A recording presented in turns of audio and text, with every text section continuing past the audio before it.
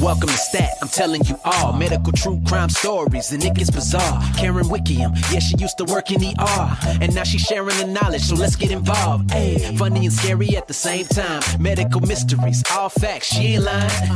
So tune in to Stat if you dare, cause crazy things can happen anytime, anywhere. Yeah.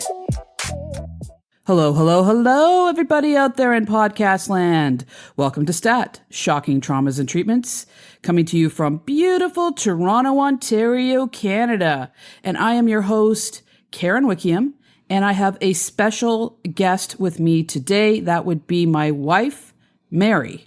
Hello, everybody out there. It's glad to have you back. Anybody who has listened to the show in the past has some experience listening to this lovely lady. Oh, well, thank you very much.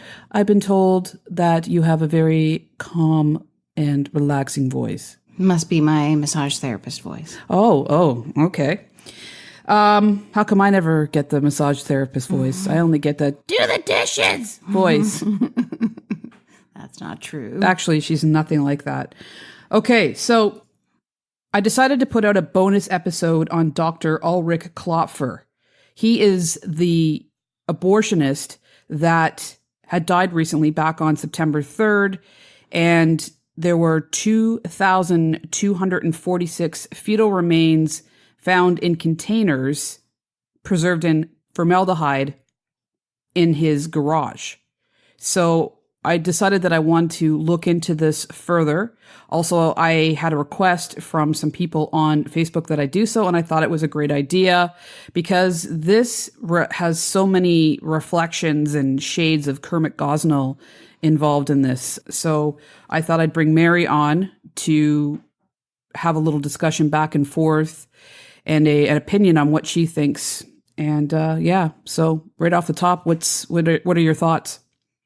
Well, I mean, I think there's so much about this that is disturbing. And, you know, unfortunately, the main person responsible for this is deceased. So we can't get answers that way. Exactly. It's very disturbing, obviously. You know, why was he keeping these for? Was he just too cheap to pay for disposal of medical I don't know if you would call it waste, but I guess it's biohazardous remains. Yeah. Or was he keeping them for some other reason? We don't know. We'll never know. If no one has listened to the Kermit Gosnell series, this man was a sociopath, psychopath, maniac. And I'm going to say off the top, I don't think Klopfer is as bad, but we don't know that many details just yet. But he was too cheap to get rid of the remains, and he also kept little feet as trophies. So this may be the case. It could be for both reasons. So let's get started here. Here we go again, another health professional doing something atrocious. It seems that there is something new and terrible in the news involving medical professionals every day.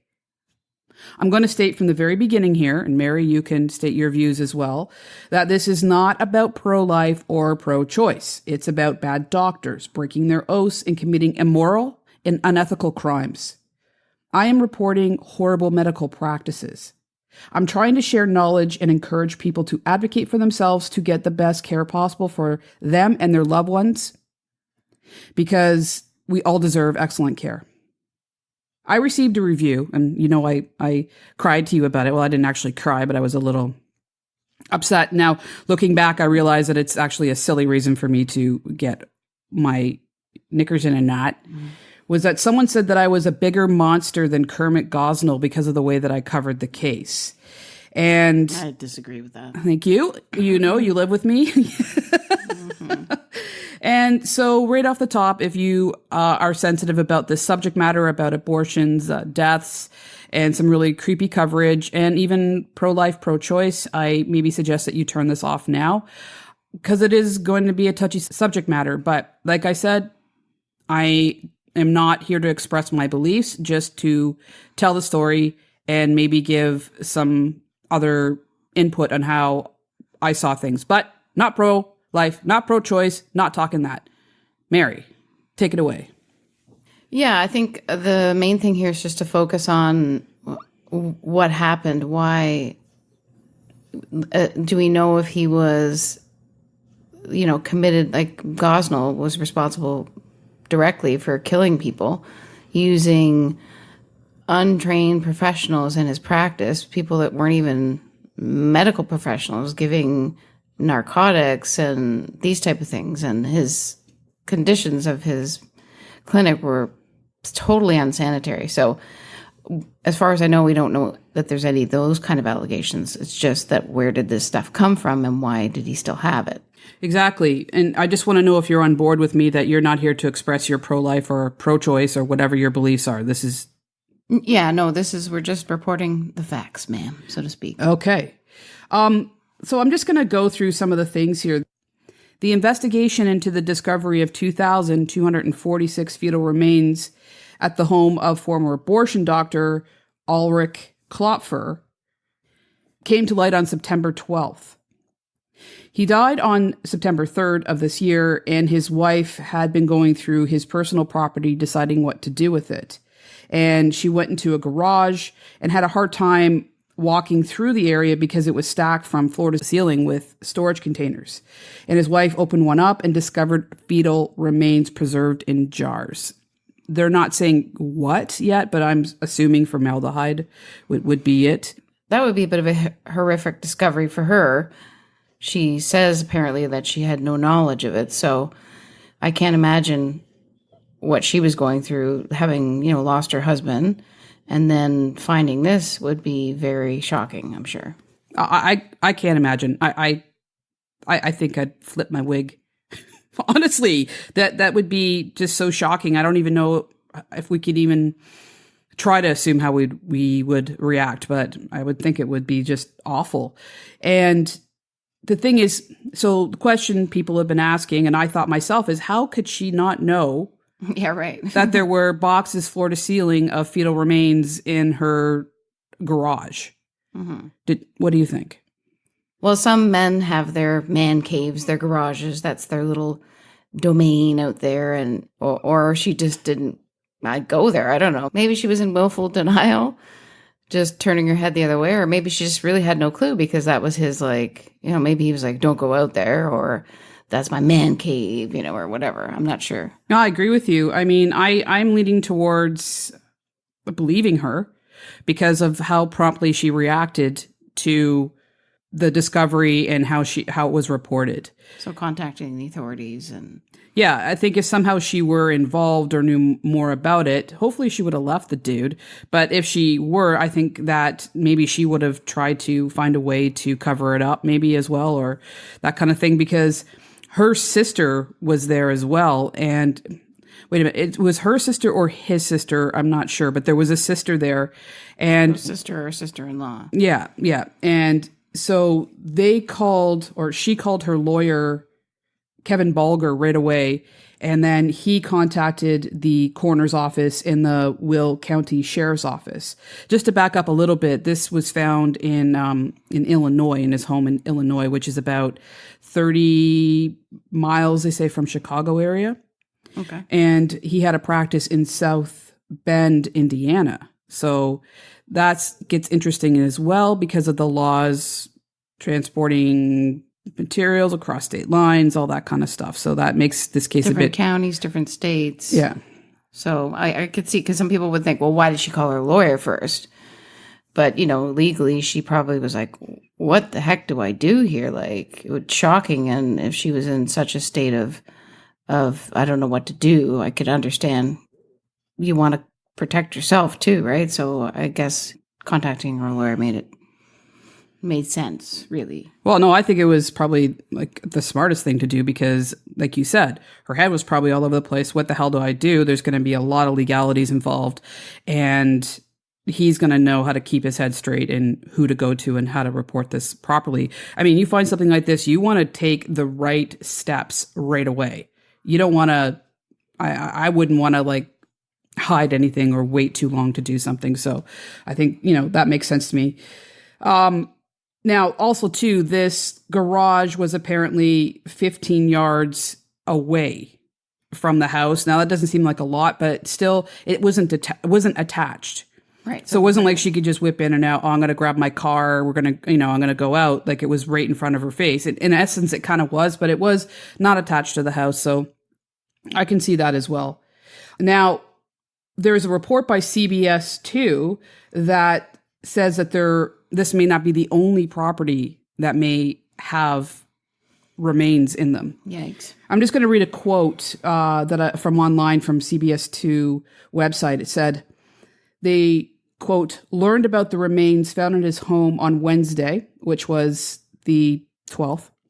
CBS 2 has learned investigators may pay special attention to a storage garage he owned for almost 20 years in Gary, Indiana, located directly behind a now shuttered clinic.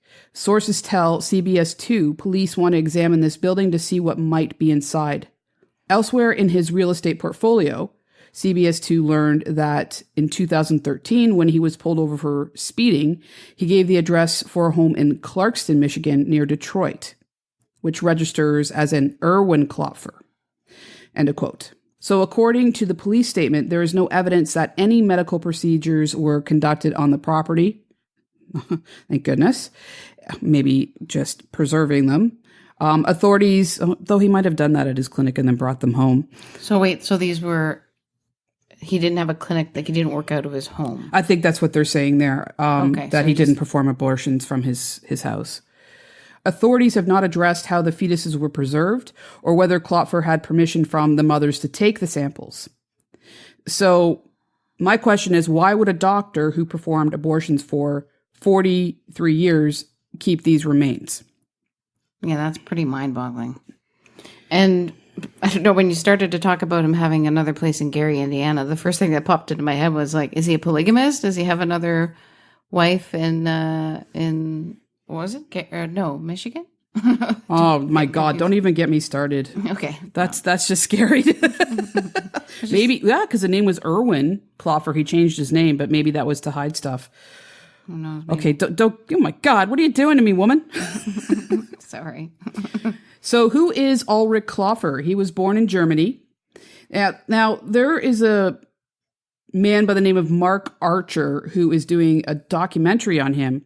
He actually was following this guy for 5 years, and he was about to put out his documentary called Inwood Drive.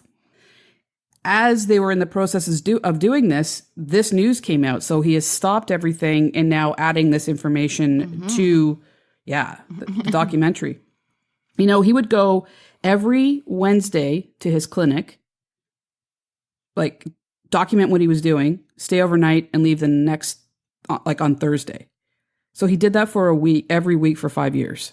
The documentarian. Yeah.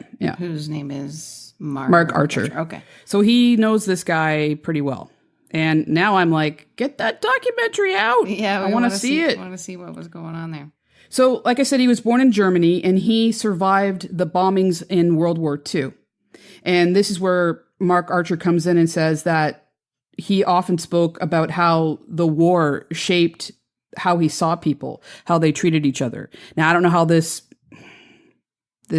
belief goes into him being a doctor or an abortion doctor, but I think it maybe speaks of state of mind that from a young age, he saw the worst in people. He saw death. Yeah. Ah, yes. Klopfer was licensed as a physician and surgeon by the Illinois Department of Financial and Professional Regulation from early April 1973 until the end of July 1990. He received his medical degree from the Chicago College of Osteopathic Medicine. So he was a controversial osteopath who is frequently described as Indiana's most prolific abortion doctor, with, quote, thousands of procedures performed in multiple Indiana counties over several decades, the South Bend Tribune reported. So it is believed that the physician who died at 75 had carried out tens of thousands of abortions. And like I said, he died on September 3rd, 2019. Wow. I'm not sure what to say to that because it seems a bit confusing to me. I have a colleague who's an osteopath here in Canada at my practice. Now, he's what we call a manual therapy practitioner. So it's different in the States because a lot of times medical doctors in the States, my understanding, would also become doctors of osteopathy. And they were basically, they practice a lot like regular doctors. So one time when I lived in Florida, I saw a medical doctor who was also an osteopath. But in Ontario and in Canada, osteopaths are not surgeons. Like, they're not allowed to do any of this kind of stuff. They're generally regulated by the same scope of practice that massage would be, manipulation of soft tissue of the body, certain orifices you can't go beyond, etc. and stuff. But it's much different in the US and the way osteopathy is regulated there. So for sure, because right away I was like, an osteopath did abortions? And then I'm like reading further into it, I'm thinking, I saw that, okay, they are licensed to do these things. Yeah, well, he was a surgeon as well, right? Yeah. He was licensed as a surgeon up until 1980. So it makes sense because it's very different in Canada as it is in the States. Yeah. So you can imagine our reaction right away. We're like, what? Yeah, there's very few in Canada. There's very few DOs, doctors of osteopathy. Most are DOMTPs, which is diploma osteopathy manual therapy practitioner. So they're manual therapy, like the PhD of body workers. If I'm like a massage therapist, Body workers? Yeah, well, we work on like body, like BOWBAWY. No, not that kind of body. No, BODY, just regular body works. So you have to see how red Mary's face is right now, because if I even go in that direction, even joking wise, she shuts me down. That's right. There's none of that to joke about. Yes. So manual therapy practitioners. So like advanced manual therapy for augmentation of physical ailments. Yes. So let's continue on here and talk about his practice history. So his history shows that Klopfer's practice lacked morals and ethics, to say the least. He was guilty of unqualified personnel. Like Gosnell. A la Gosnell. Failed to ensure staff were present during procedures. Incredibly unsafe. Because many people performing abortions say, oh, it's the easiest procedure in the world. It's just so simple. You don't need to have anybody around. I can just do it. No. Lie. It is not the easiest procedure in the world. This is a surgical procedure. He was failing to document that patients had received state-mandated education at least 18 hours before the abortion. So what that means is that he has to educate them on everything that's involved with having the abortion and give them that 18 hours to think it over. Do I really want to follow through with this? Is this the right decision for me, mentally, emotionally, physically? And he would not do that. So again, like Gosnell, get in, get it done, get out kind of thing, right? Cha-ching. Yes. He was lacking a registry of patients, also policies regarding medical abortion, and a governing body to determine these policies. Again, this has to be run, it is a clinic. It has to be run like a clinic. You have to look at your policies and your procedures. Are we up to date? Is this safe? And then you have a board that goes, yes, yes, no, yes, yes. And that's how you keep yourself with giving best practice. So, no, didn't have anything like that. And it gets worse. He failed to report abortions performed on a 13-year-old to authorities. That charge was later dropped after Klopfer completed a pre-trial diversion program. I don't like the sounds of that. His name is really hard to say. Klopfer. It is. It makes me think of Mark Knopfler. So I'll just say Klopfer. So if we trip over it a bit. No, nothing like that. So he basically, I guess under a certain age, obviously, those have to be reported because it's a minor. It's obviously someone's committed rape, right? Because statutory age is generally 16 in most states, or is it 18? That I'd have to look a little bit more into. And anybody out there who knows the answer to that, let us know. I would think it's 16 or to 18. Yeah, I would think it's 16 at least. That seems so young to me now that I'm an old broad. Yeah. Gosh. So he was found guilty of performing abortions and failing to report them on 2 other girls under the age of 14.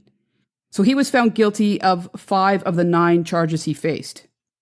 During the hearing, Dr. Klopfer told the story of an abortion he performed at a hospital on a 10-year-old girl who had been raped by her uncle. Jeez.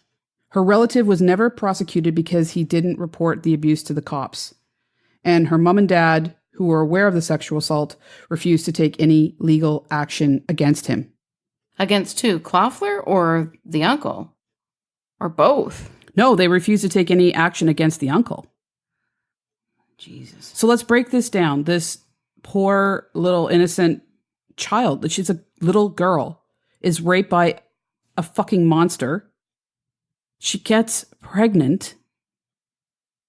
Let that sink in. At 10. At 10. That's mind-blowing. Her parents take her to have an abortion. Can a child even carry a baby at 10 years old? No, I mean, I okay, it would be you know what? Very dangerous. Let's just leave that. So she's 10, and her parents know about it. They take her to get an abortion. He fails to report it. He is the Hippocratic Oath. Mm-hmm. He is mandated. He's a mandated reporter. He is supposed to go to the police and say, I did a medical procedure on a 10-year-old girl who was raped. Yeah. We have mandatory reporting here in Ontario. Absolutely. Of abuse of a child. Or if I had a client who told me that they were abused by another medical professional, even if they don't tell me who it is, I have to report it. Even if they don't want me to, I'm mandated to do it. Well, that's the thing. I mean, I think all of us are like, hell yeah, I'm going to report this. But beyond that, beyond the moral reasons and why we would do it, we have to do it. It's law to do it. And this guy didn't do that. Why? Why wouldn't he do that? And the fact that the parents refused to press charges against whoever's brother that was, the mother or the father, she needed to be removed from this home. And what happened to her after? Did she go back home and get raped again? Was she put back in this horrific situation where she was at risk of further abuse? I don't know. That's the question we don't know, right? Yeah, don't get you started on that one. Starting to sweat a little here. The rage is coming out. Dry my forehead off here. Anyway. So he was found guilty of malpractice. Yes, but do you know what charges? Yeah, and do you know what his response to that was? Quote, it's a question about paperwork. It's not a question about medical malpractice or anything like that. End of quote. That's what his response to this whole situation was. I just failed to report it. What's the big deal? So he basically said that he just didn't fill the paperwork? Well, that's or what he was too lazy to fill out the paperwork? No, I think what he's saying is it's just, and I didn't fill out the paperwork. What's the big deal? You know, that's all it is. There's no malpractice here. I didn't do anything wrong. If I did something wrong, it was just failing to do paperwork. Okay. So so the license to his clinic, the Women's Pavilion. Sorry, quick question. When was he brought up on these charges? 2015. So in 2015, he was found guilty on 5 of 9 charges. Mm-hmm.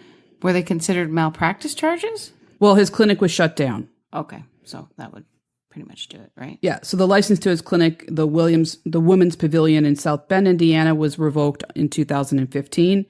And his license was suspended indefinitely in 2016. And he just died this year. So he would have been near the end of his practice at that point. Well, who knows, you know? There's not like there's a mandate that you have to quit doctoring after a certain age. People like this, I think, would just continue going on. But, you know, that's me making a judgment call here. But this guy doesn't have a lot of reason to be the judge. Well, so quote in response to this was, I've never lost a patient. No patient of mine in all the years I've been doing abortions has ever had a major complication. If I had an agenda and I went to inspect a hospital and spent 2 or 3 days there, do you think I couldn't find any errors or mistakes? End of quote. He's missing the damn point and deflecting. Mm-hmm. No one died, thank God, and let's hope that's the case. No one was injured, thank God. Let's hope that's the case. Right. And really, at the end of the day, well, if you went to the hospital, you'd find things there as well. Come on. Right. Jesus. So the latest news about Klopfer has triggered painful memories for one woman who received an abortion from the specialist. I got this online from oxygen.com if you want to go check it out.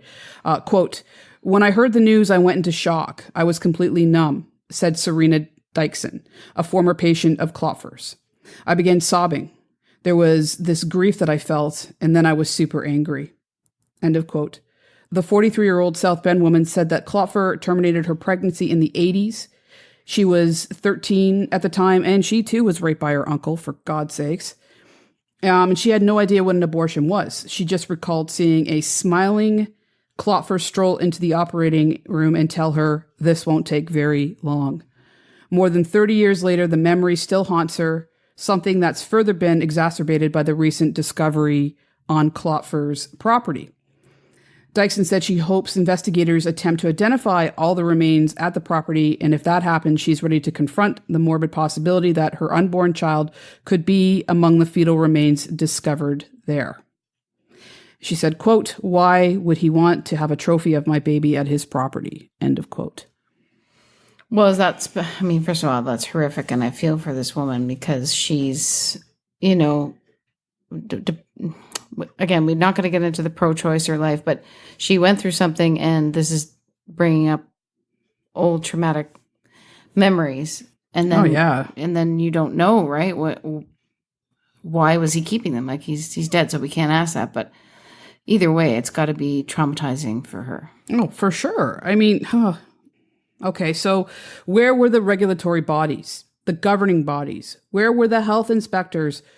What are the laws to keep women safe, and who are enforcing them? Why are abortion clinics not forced to keep the same regulations as a hospital? Like in the Gosnell story, restaurants and hair salons get stricter inspections than an abortion clinic does. That's ridiculous. Yeah. Women deserve the best care possible, regardless of where they go to get treatment. And these clinics continuously fall under the radar. It just doesn't seem to matter until there's irrefutable proof that gross malpractice is going on. So, just to get back to my pro-life, pro-choice thing, I'm centering in on this. Whatever choice is made in whatever service or procedures done, it must be done in a safe environment. There has to be informed consent. There has to be proper personnel, every safety procedure put in place, all of it. And also the mandatory 18 hours, that's your kind of cooling off period, but also the risks and benefits, like in massage. Here in Ontario, we do informed consent. So we make sure that the client understands, how they'll be positioned on the table, what parts are going to be worked on, what parts are going to be uncovered. And it's just a natural thing that you do for informed consent. So you would also explain risks and benefits to the massage procedure. Yeah, so it's the same. It would be the same for this. You'd need to explain risks and benefits. And this is no slight on what you do, okay? But if a massage clinic, a pain clinic, which you have, which is a fabulous thing, and has to do it, wouldn't a surgical procedure be even 100 times more? Oh, yeah, for sure. I mean, there'd be legal waivers and all sorts of things. Yeah, I think it's just pure insanity. So that is my point. Regardless of what's going on, it has to be safe. It has to be properly regulated. Safeguards have to be in place and enforced. And this is not happening. And this is not happening at many abortion clinics across North America. I'm not leaving Canada out of this. So, I mean, I know that there's places that are safe to go, but I mean, let's just talk about socioeconomic factors, gender, race, all these things are put into place. And a lot of these women don't get the proper care because of those elements as well, which is a whole other disgusting story. But okay. So getting back to it. So do you know whose investigation led to the discovery of Klopfer's malfeasance? No, I don't. It is an attorney by the name of Sean Sullivan, and he was the founder and director of the Life Center in South Bend. That's right. He was a pro-lifer, and he gathered the evidence to shut this clinic down. So what is a fanatical pro-lifer doing that the government is not? Well, he was diligently investigating. So I'm going to give him that. And why am I sort of knocking on this guy and his Life Center? Well, because they do all this outrageous, in-your-face stuff, putting up signs in the face of people, of dead babies, and locking themselves to things and just all that kind of stuff. And he will take his church or whatever and go to a place, make camp, and do that. I think it's much more progressive and much more effective to do what he did. Investigate. And if you find something, report it instead of, but that's just me. Mm-hmm. So I'm not going to knock this guy for that. We're not debating about pro-life or pro-choice. Like I said, they are often... He basically found, regardless of his beliefs, he found medical malpractice with his investigation. And that seems like the route to go. Well, that's exactly what I'm trying to say here, because often extreme pro-lifers are blind to circumstance, and their rigid beliefs are driven by alt-right beliefs and religious doctrine. Again, I might get myself in trouble for saying that, but there are a lot of pro-life people out there that don't do this. This is their belief. That's their choice. And they don't march around on lawns and do these types of things and shame women and all that kind of stuff. But that being said, I can't knock him. In fact, I congratulate him on finding the evidence that the government should have. But I do have a problem with the Pandora's box that he is starting to open. And I want to talk about this with you, Mary, because this gets very complicated. He is now pushing to have all the fetal remains identified and have them all given proper burial. Wow. Just the thought of that is like the logistics of it. How would you do the DNA? How would you find the people that had the abortions if he didn't keep a proper registry of patients? Okay, let's just say... I don't even know. Let's and just then say how many wounds does that open up? That's the thing. So let's say half of them are found. So you approach a 52-year-old woman who had an abortion for whatever reason, rape, accidental pregnancy as she was going off to college or university, any reason. Too young. Too young, any reason. And now she's established herself. She went to school. She got her education. She's established herself. She has a family, maybe grandchildren, children of her own. And there's a knock on the door. Hey, guess what? We've identified the remains of your aborted fetus. Now it needs to be buried. What does that bring up? The shame involved, women should not feel shame for this, but the shame involved in this and then trying to explain, especially maybe she came to peace with it. Many women do. Well, I mean, again, it's your choice. Though it's a difficult choice, it's your choice. For some people, it may not have been. It was like, that's the choice I made, and so on and so forth, and move forward. But I can tell you, I fully believe that there's many that this would rip open old wounds, and I think this is a morally irresponsible thing to do. You can give them proper burial. Yes, absolutely. But these were decisions that were final decisions, and I'm not even going to get into how many weeks they were, that type of thing. Yeah, that's just a whole nother. If there is anything to come out of that, is to see that maybe there were some that were beyond the 20 weeks. So that you can say, hey, look, this is still going on where, right, you know, this dangerous practice is happening. Well, like Gosnell was, we don't even want to talk about some of the stuff he did, was well past the week's guideline and stuff. There's no evidence so far as I know that Klopfer performed abortions past the legally mandated. Yeah, but there is. They have found some that are looking past the 20 weeks. So part of that is this. If you're in the second trimester, it's that much more dangerous. That's why you need to go to a hospital to get it done or be in a proper clinic to do it.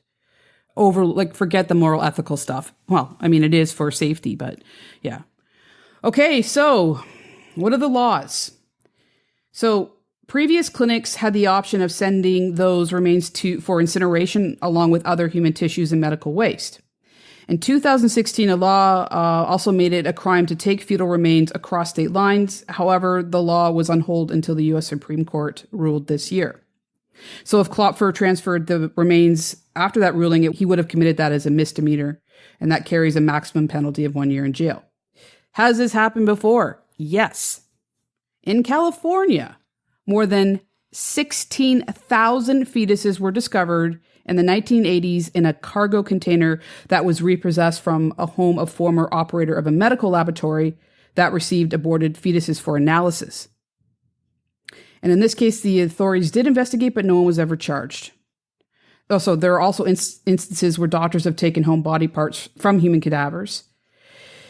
So, that's called bringing your work home. Sorry, I shouldn't have made. Maybe I should have said. I just. What? You're not talking about the fetuses. You're talking about Human the doctors. Remains. So basically, this guy had this container taken away from him because he didn't pay his bill. Okay. So could you imagine? All right, we got this container, and they open it up, and again, there's 16,000 in there. I mean, knowing what you're doing, can't you at some point just say, "Look, I can't handle this. Government, step in and help me, please." Help me send this to another place. He was like, was it a medical lab or something? Yeah, where they would do analysis after the fact. They would, that kind of thing. But there is a professor of law by the name of Tanya Marsh from Wake Forest University in North Carolina, who has written extensively on the treatment and disposition of human remains. And she wrote, quote, historically, there are tons of medically preserved bodies out there. They're in collections of individual doctors, medical schools, and museums. And while this may be shocking, it is not without precedent. Marsh said some doctors have included provisions in their wills to giving their collections to medical history museums. I know you have a skeleton in your office and a few skulls. Mr. Bones. Well, those are not real. What's his name? Mr. Bones. Well, that's original. Yeah, exactly. The kids named him. Oh, okay. That's all right. No, I mean, obviously we have models and stuff and those kind of things. Because I would have called him Boney McBoney Pants. Boney. I guess, yeah, he's a guy because he's not a girl pelvis for sure. Okay. Okay. Well, you can tell the difference between male and female pelvises. Yeah. But anyway, regardless of, certainly there are doctors and clinics and stuff out there that have cadavers and stuff. Like, for example, U of T Medical School, they would have cadavers that they work on, right? No, it totally makes sense to me, and I can see why. The College of Chiropractic, Canadian Memorial Chiropractic College has a cadaver course. The Humber College Anatomy Lab has some. So, but they're for teaching purposes, obviously, for learning and stuff like that. I just can't imagine someone lopping off an arm like, that's one interesting arm. I'm going to take that home with me and put it in a case. Maybe that isn't the case. That's how I see it, but I don't get it. Well, I mean, I do, like you said, for study, for training, for all that kind of stuff. It makes sense to me. And I guess that's the thought of human remains is just so daunting. I mean, we're so to it, and fair enough, but we need to learn somehow. Yeah, but cadavers in medical labs those are technically preserved human remains, but I would donate my body to science, only they'd open it up and go, what the hell? How did she live that long? Anyway, so that's it. This is the where we're at. This is as much information as I could gather. It was hard gathering a lot of it out there, so I wish I could have told you more, and more will reveal itself. So that's it for today. Thank you for joining me, Mary. No problem. I'm sure you will update us in the future about what's going on. There'll be more coming out. Yeah. In the news about this, and I guess we'll just wait and see. It's always a pleasure to work with my dear wife. Thank you, and you as well. Okay, well, thank you, everybody. Thanks for joining in today, and remember to take care of yourself. Take care of one another. And most importantly, love yourself. Peace. One love. True crime and it gets none realer. Sometimes it'll be the cure that'll kill ya. Gotta watch out, yeah, you gotta watch your back, cause you don't wanna be another episode on Stat. Thank you for tuning in, learn a thing or two. These medical mysteries can be unbelievable, yeah. Subscribe, make sure you do that so you'll be tuned in and be ready for the next show. Stat.